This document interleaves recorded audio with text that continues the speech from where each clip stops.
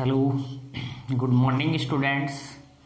VBPS Etawah भोपजी के online education में आप सभी स्टूडेंट्स का हार्दिक स्वागत है। डियर स्टूडेंट्स, हम बात कर रहे थे ह्यूमन फिजियोलॉजी की और इसमें अपना लेसन चल रहा था मनुष्य में पाचन तंत्र, डाइजेस्टिव सिस्टम इन ह्यूमन की हम क्या कर रहे थे, बात कर रहे थे। आज इसी में हम आगे जिन टॉपिक्स पे बात करने वाले हैं उनमें आता है, एक तो है लार्ज इंटेस्टाइन, बड़ी आंत, और एक हम बात करेंगे हिस्टोलॉजी ऑफ एलिमेंट्री कैनाल, जो अपनी आहार नाल है। इस आहार नाल की जो ओतिकी है, अर्थात ये कितने स्तरों से मिलकर बनी होती है, उसकी हम क्या करेंगे, बात करेंगे। तो सबसे पहले तो हम बात करें लार्ज इंटेस्टाइन की, बड़ी आंत की। देखो, अब तक हमने बात की कि जो स्टोमक है आमाशय है, ये आमाशय आगे खुलेगा छोटी आंत में, और छोटी आंत का सबसे प्रथम जो भाग है जो आमाशय से जुड़ा हुआ है वो कहलाता है ग्रहणी, डोडेनम।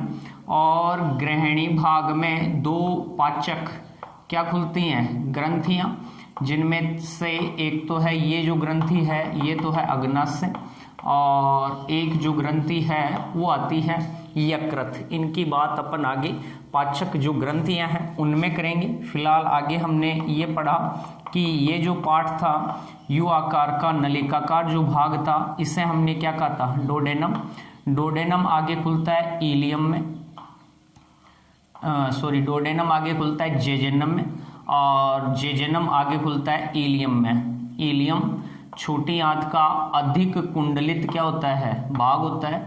आहार नाल जो है उसमें सबसे लंबा जो पार्ट था, सबसे लंबा जो भाग है वो भाग कौन होता है, स्मॉल इंटेस्टाइन का ही होता है, जो कुंडलित अवस्था में अपनी जो एब्डोमेन केविटी है, उदर जो गुहा है, उस उदर गुहा में पड़ी हुई रहती है। इसके आगे हम पढ़ेंगे कि अब जो स्मॉल इंटेस्टाइन है वो आगे किस में खुल रही है, लार्ज इंटेस्टाइन में।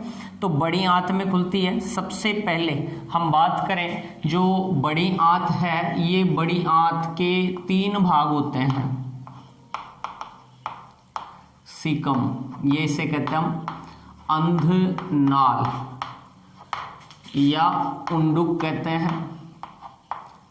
दूसरा है कोलोन या बृहदांत्र, और तीसरा जो भाग है रेक्टम या मलाशय। ये सभी लार्ज इंटेस्टाइन के या बड़ी आंत के क्या होते हैं, भाग होते हैं। तो बड़ी आंत का सबसे पहला जो भाग है, सबसे प्रथम जो भाग है, ये वाला जो पार्ट है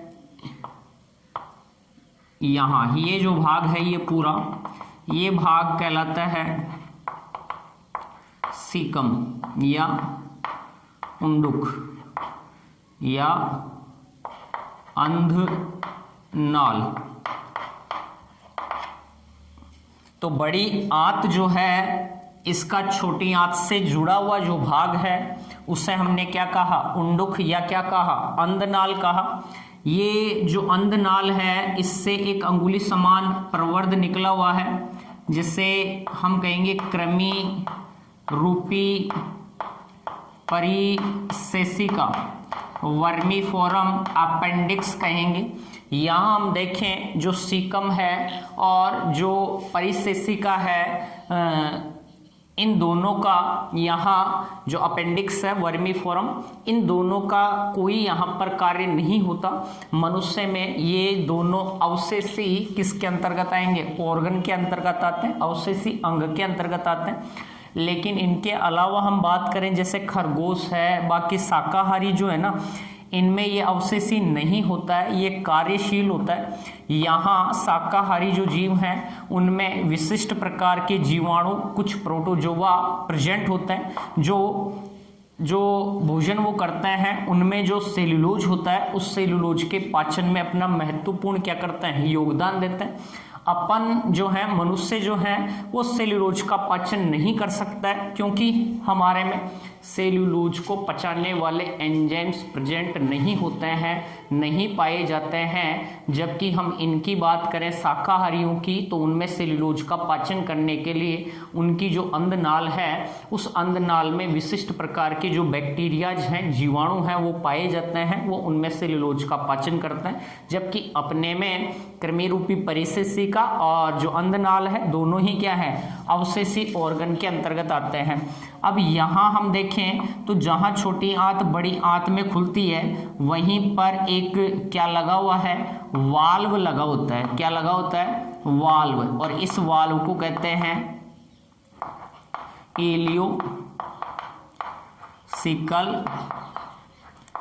वाल्व। क्या कहेंगे, इलियोसिकल वाल्व। तो इलियोसिकल जो वाल्व है वो कहाँ प्रेजेंट होता है, तो इलियोसिकल जो वाल्व है वो जो लार्ज इंटेस्टाइन और जो स्मॉल इंटेस्टाइन है, वहाँ उनका जो मिलने वाला स्थान है, वहाँ पर क्या होता है, प्रेजेंट होता है। या हम कह सकते हैं कि इलियम और जो उंडुक है उसके मिलने वाले स्थान पर इलियोसिकल वाल्व पाया जाता है, जो यहाँ से यहाँ वापस उल्टे भोजन के प्रवाह को रोकने का क्या करता है, कार्य करता है।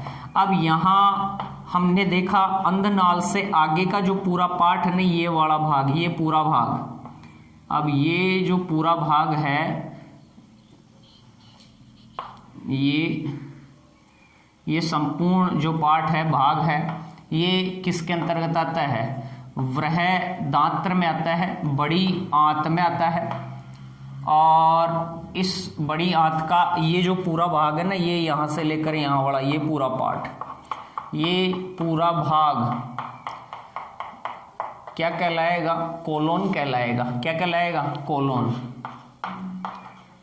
और इसके 3 भाग हैं। ये वाला जो भाग जो ऊपर चढ़ रहा है ऐसे, इस पार्ट को हम कहेंगे आरोही। क्या कहेंगे, आरोही बृहदांत्र। और ये जो भाग है, ये वाला भाग कहलाता है अनुप्रस्थ, अनुप्रस्थ बृहदांत्र। और ये वाला जो भाग है, ये कहलाता है अवरोही, अवरोही बृहदांत्र कहलाएगा। अवरोही क्या कहलाएगा, बृहदांत्र कहलाएगा। तो इस प्रकार से हमने यहाँ देखा, तो जो बृहदांत्र है, इस बृहदांत्र के 3 भाग हैं, आरोही, अनुप्रस्थ और अवरोही जो भाग हैं वो यहाँ प्रेजेंट होते हैं। अब यहाँ हम देखें तो जो लार्ज इंटेस्टाइन है, इस पूरी की पूरी लार्ज इंटेस्टाइन में 3 अनुदैर्घ्य क्या पाए जाते हैं, वलन पाए जाते हैं, या उभार नुमा संरचनाएं क्या होती हैं, यहाँ बनती हैं पूरी लार्ज इंटेस्टाइन में। और उन संरचनाओं को हम कहते हैं टीनिकोलाई। क्या कहते हैं, टीनिकोलाई। वो जो संरचनाएं हैं उन्हें हम टीनिकोलाई कहेंगे। और जो टीनिकोलाई होती हैं, वो जो टीनिकोलाई हैं, वो टीनिकोलाई भी क्या होती हैं, इस पूरी की पूरी लार्ज इंटेस्टाइन में 3 अनुदैर्घ्य वलननुमा संरचनाएं बनती हैं। और उनसे कुछ नलिकाकार पाउच जैसी संरचनाएं निकलती हैं, जिन्हें हम कहते हैं होस्ट्रा। क्या कहते हैं, होस्ट्रा। तो एक तो टीनिकोलाई, 3 अनुदैर्घ्य वलन बनेंगे बड़ी आंत में, और इनसे निकलने वाली पाउच समान संरचनाओं को कहते हैं होस्ट्रा। तो ये जो होस्ट्रा और टीनिकोलाई हैं, ये लार्ज इंटेस्टाइन के सतह का जो क्षेत्रफल है, उस क्षेत्रफल को बढ़ाने का क्या करते हैं, कार्य करते हैं। अब जो स्मॉल इंटेस्टाइन है, उसकी तुलना में जो लार्ज इंटेस्टाइन है, उसका जो व्यास है, उसका व्यास अधिक पाया जाता है, उसका व्यास ज़्यादा होता है। साथ ही इसकी लंबाई की हम बात करें, लेंथ की बात करें बड़ी आंत की, तो अकॉर्डिंग टू आपकी RBSC के अनुसार इसकी जो लेंथ होती है वो 1.5 मीटर तक बड़ी आंत की लंबाई पाई जाती है। अब आगे हम देखें तो जो लार्ज इंटेस्टाइन है, बड़ी आंत जो है, ये बड़ी आंत किस में खुल रही है, रेक्टम में, रेक्टम या मलाशय। 3 से 4 सेंटीमीटर, 3 से 4 सेंटीमीटर लंबी नलिकाकार संरचना है और मलाशय मल द्वार एनस या गुदा की सहायता से बाहर खुलता है। यहाँ जो मल है, इस मल का क्या किया जाता है, कुछ समय तक संग्रह करने का क्या किया जाता है, कार्य किया जाता है। अब यहाँ पर मलाशय जो है, इसमें जो सिराएं होती हैं, एक यहाँ हम बात करें पाइल्स की, किसकी बात करें, पाइल्स की। एक डिजीज हमें देखने को मिलती है जिसे हम कहते हैं पाइल्स या बवासीर कहते हैं। तो पाइल्स या बवासीर में, पाइल्स या बवासीर जो डिजीज होती है, इस बवासीर में क्या होता है, जो यहाँ ये जो मलाशय है, इस मलाशय की सिराएं क्या हो जाती हैं, फूल जाती हैं और ये फूल कर क्या हो जाती हैं, फट जाती हैं, जिसके साथ मल के साथ रक्त का क्या होता है स्त्राव होता है। वो जो डिजीज है उसी को हम क्या कहते हैं, पाइल्स कहते हैं।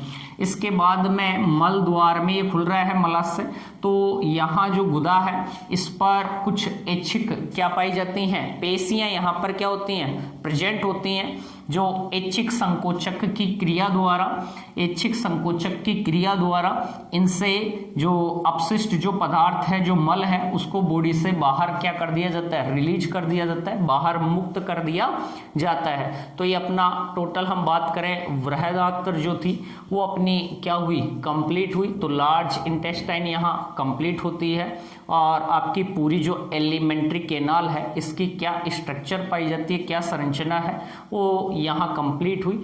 आगे हमारा जो टॉपिक है वो है आहर नाल की औत्तिकी, हिस्टोलॉजी ऑफ एलिमेंट्री कैनाल। एक बार आप इसका स्क्रीनशॉट ले लो। क्लियर।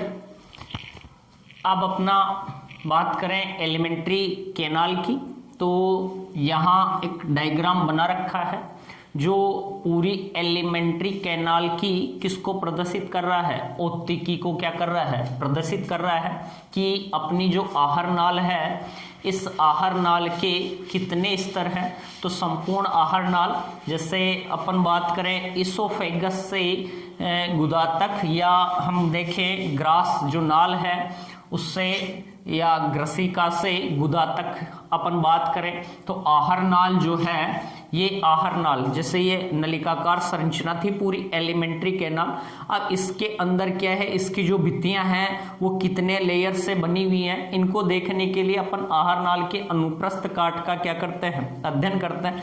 तो ये तो टोटल तो है आहर नाल की क्या स्तर है, और आहर नाल अंदर जिस गुहा में भोजन वगैरह आता है, उस गुहा को यहाँ क्या है, ये बीच में क्या है, ल्यूमेन है। अब आहर नाल की हम बात करें तो बाहर से अंदर की तरफ बात करें तो आहर नाल जो है, इसके यहाँ 4 लेयर है, 4 स्तर होते हैं। सिरोसा, दूसरा जो आंतरिक स्तर है वो मस्कुलेरिस, और तीसरा जो है वो सब म्यूकोसा, और सबसे आंतरिक जो स्तर है वो क्या कहलाता है, यहाँ म्यूकोसा कहलाता है। सबसे फर्स्ट हम बात करें आहर नाल के किसकी,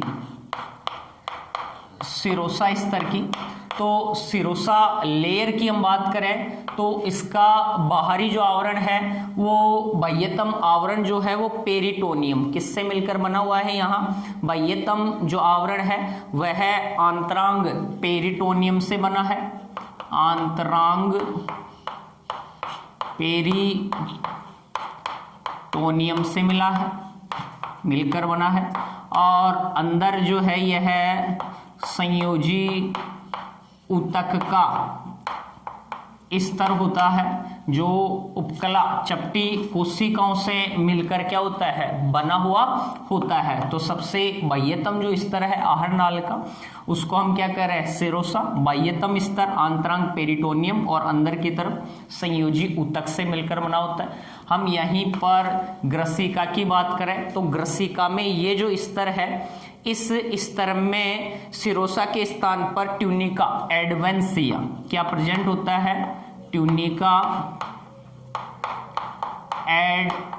एडवेंसिया जो लेयर है वो क्या होता है, प्रेजेंट होता है या पाया जाता है। ग्रसिका की बात करें तो ग्रसिका में जो सिरोसा है, सिरोसा के स्थान पर कौन सा स्तर पाया जाता है, ट्यूनिका एडवेंसिया पाई जाती है। आगे हम देखें किसकी बात करें, मस्कुलेरिस की। कौन सा स्तर है, मस्कुलेरिस। सेकंड जो लेयर है वो क्या कहलाता है, मस्कुलेरिस। अब मस्कुलेरिस जो है वह विशिष्ट प्रकार की मसल्स, पेशीय कोशिकाओं से मिलकर बना होता है, जहां अनैच्छिक पेशियां और चिकनी पेशियां क्या पाई जाती है, चिकनी पेशियां, मसल्स पाई जाती हैं। अब यहाँ जो चिकनी पेशियां हैं वो म्यूकोसा, जो मस्कुलेरिस स्तर है इसमें जो चिकनी पेशियां हैं वो चिकनी पेशियां यहाँ दो प्रकार की हैं, जिनमें बाहर की तरफ तो आ जाती हैं आउटर लॉन्गिट्यूडनल मसल्स और अंदर की तरफ आ जाती हैं इनर सर्कुलर मसल्स। तो दो प्रकार की यहाँ चिकनी पेशियां पाई जाती हैं। बाहर की तरफ स्थित जो लॉन्गिट्यूडनल जो मसल्स होती हैं उन्हें तो कहते हैं अनुद्विधैर्य पेशियां। क्या कह रहे हैं, अनुद्विधैर्य पेशियां। लॉन्गिट्यूडनल जो मसल्स हैं वो कहला रही हैं अनुद्विधैर्य पेशियां। और दूसरा जो अपन ने बात की इनर सर्कुलर, इन्हें हम हिंदी में कह रहे हैं वर्तुल पेशियां। क्या कह रहे हैं, वर्तुल पेशियां। सबसे पहले हम लॉन्गिट्यूडनल जो मसल्स हैं उनकी बात करें तो लॉन्गिट्यूडनल जो मसल्स हैं इनमें, इन पेशियों में, सभी जो पेशियां हैं इनमें संकुचन और क्या होता है, शिथिलन होता है। और पेशियों में संकुचन और जो शिथिलन होता है, उस संकुचन और शिथिलन के कारण आहार नाल जो है उसके स्तर में एक तरंग के समान गति देखने को मिलती है, जिसे हम कहते हैं क्रमाकुंचन गति। क्या कहते हैं, क्रमाकुंचन गति। अब जब अनुदैर्ध्य पेशियां लॉन्गिट्यूडनल जो मसल्स हैं उनमें जब संकुचन होता है तो उनमें संकुचन के कारण आहार नाल छोटी, आहार नाल कैसी हो जाती है, छोटी वह मोटी हो जाती है। कैसी हो जाती है, छोटी व मोटी। जबकि वर्तुल जो पेशियां हैं, यदि यहाँ वर्तुल पेशियों में क्या हमें देखने को मिलता है, संकुचन देखने को मिलता है, तो उस स्थिति के अंतर्गत आहार नाल जो अपनी है वो आहार नाल पतली, आहार नाल जो है पतली और बड़ी हो जाती है। तो आहार नाल बड़ी व पतली होगी, किसके कारण, जब वर्तुल पेशियों में क्या होगा, संकुचन होगा। इनमें संकुचन होगा तो छोटी व कैसी हो जाती है, मोटी हो जाती है। ये जो मसल्स हैं, ये जो पेशियां हैं, इनमें होने वाले संकुचन और शिथिलन की जो क्रिया है उसके कारण तरंग समान गति हमें देखने को मिलती है पूरी आहार नाल में, और उस गति को हम कहते हैं क्रमाकुंचन गति। क्या कहेंगे, क्रमाकुंचन गति कहेंगे। अब इन जो मसल्स हैं, ये जो पेशियां हैं, इन पेशियों के कारण जो लहरदार जो संकुचन शिथिलन हो रहा है उसको हमने क्या कह दिया, क्रमाकुंचन क्या कह दिया, गति कह दी। अब यहाँ हम देखें तो जो अपना आमाशय होता है ना, आमाशय, उस आमाशय में ये जो मसल्स हैं, ये जो पेशियां हैं, इन पेशियों के अलावा भी एक अन्य प्रकार की पेशियां पाई जाती हैं जिन्हें कहते हैं तिरछी पेशियां। क्या कहते हैं, तिरछी पेशियां। किस में प्रेजेंट होती हैं, आमाशय में प्रेजेंट होती हैं, आमाशय में पाई जाती हैं। और इन तिरछी पेशियों के कारण आमाशय का जो लेयर है ना, आमाशय का जो स्तर है, वो आमाशय का स्तर की जो भित्ति है, आमाशय की जो भित्ति है वो और भी अधिक क्या हो जाती है, मोटी हो जाती है। आमाशय के स्तर में, आमाशय के स्तर में उपस्थित, और इसके कारण जो आमाशय का स्तर है वो और भी क्या हो जाता है, मोटा हो जाता है। किनके कारण, तिरछी जो पेशियां हैं उनकी उपस्थिति के कारण आमाशय का जो स्तर है वो और भी क्या हो जाएगा, यहाँ मोटा हो जाता है। इसके आगे first layer serosa, second muscularis और थर्ड जो लेयर है उसकी हम बात करें तो वो आएगा सब म्यूकोसा। कौन सा लेयर है, सब म्यूकोसा। ये जो स्तर है ये किस किस के मध्य प्रेजेंट है? देखो, एक तो पाया जाता है मस्कुलरिस और एक पाया जाता है सीरोसा के मध्य। यहाँ का जो ये स्तर है ना, ये पूरा जो लेयर है, ये पूरा स्तर क्या कहलाएगा? सब म्यूकोसा कहलाएगा। और ये जो स्तर है, इस स्तर में क्या क्या प्रेजेंट है? देखो, रक्त वाहिनियां, ब्लड वेसल्स, लिम्फ वेसल्स, लसिका वाहिनियां और तंत्रिका कोशिकाएं, या हम कह सकते हैं तंत्रिका तंतु, नर्व जो फाइबर हैं वो यहाँ पर क्या होते हैं? प्रेजेंट होते हैं। यह एक प्रकार का ढीला संयोजी क्या होता है? ऊतक होता है। अब यही जो स्तर था, इसी स्तर में हमने पढ़ा था कि गृहिणी का जो सब म्यूकोसा लेयर है उसमें विशिष्ट प्रकार की ग्रंथियां पाई जाती हैं, जिन्हें हमने क्या कहा है? ब्रूनर ग्रंथियां। क्या कहते हैं? ब्रूनर ग्रंथियां कहते हैं। अब नेक्स्ट जो अपन फोर्थ और लास्ट लेयर की बात करें तो वो आता है अपना म्यूकोसा। ये सबसे आंतरिक क्या होता है? स्तर होता है। ल्यूमेन को घेरने वाला सबसे आंतरिक क्या होता है? स्तर, जिसमें वलन नुमा क्या पाई जाती हैं? संरचनाएं पाई जाती हैं, जिन्हें कर्करिंग के वलन कहते हैं। म्यूकोसा स्तर में ही विशिष्ट प्रकार की लसिका ग्रंथियों के समूह देखने को मिलते हैं, जिन्हें हमने पेयर पेचेज कहा था। क्या कहा था? पेयर पेचेज ऑफ पेयर्स, पेयर का जो समूह है वो कहा था। वो कौन से स्तर में? म्यूकोसा स्तर में ही हमें देखने को क्या होता है? मिलता है। यहाँ कुछ श्लेष्म स्त्रावी कोशिकाएं होती हैं, छोटी आंत, बड़ी आंत आदि के अंतर्गत। इसके अलावा हम देखें मुख गुहा की बात करें, ग्रसिका की बात करें, गुदा की बात करें, एनस की बात करें, तो उनमें जो म्यूकोसा स्तर है वो विशिष्ट प्रकार की स्तंभाकार कोशिकाओं से मिलकर क्या होता है? बना होता है। छोटी आंत की बात करें तो छोटी आंत का जो म्यूकोसा लेयर है उसमें अंगुली समान क्या बन रहे थे? प्रवर्ध बनते हैं, जिन्हें रसांकुर या क्या कहते हैं? दीर्घ रोम कहते हैं। वो छोटी आंत का जो सतह का क्षेत्रफल है उसको कई गुना तक क्या कर देते हैं? बढ़ा देते हैं। इन्हीं जो दीर्घ रोम थे, रसांकुर थे, उनके ऊपर रोम सदृश क्या पाई जाती हैं? संरचनाएं, जिन्हें सूक्ष्मांकुर कहते हैं। इन सब के कारण छोटी आंत के सतह का क्षेत्रफल कई गुना तक बढ़ जाता है, जो पचित भोजन के अवशोषण का क्या करता है? कार्य करने में क्या होता है? सहायक होता है।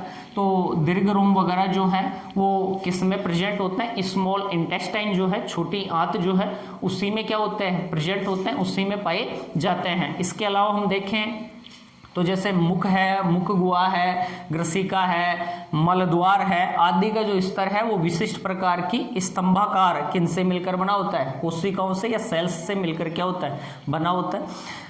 धन्यवाद सभी को। ये यहाँ तक का अपना जो टॉपिक है वो कंप्लीट। इसके बाद में अगला जो वीडियो होगा उसमें हम बात करेंगे अपनी जो बॉडी में पाई जाने वाली जो ग्रंथियाँ हैं, पाचन की क्रिया में भाग लेने वाली पाचक जो ग्रंथियाँ हैं, डाइजेशन जो ग्लैंड्स हैं, उनकी बात करेंगे। थैंक्स सभी को।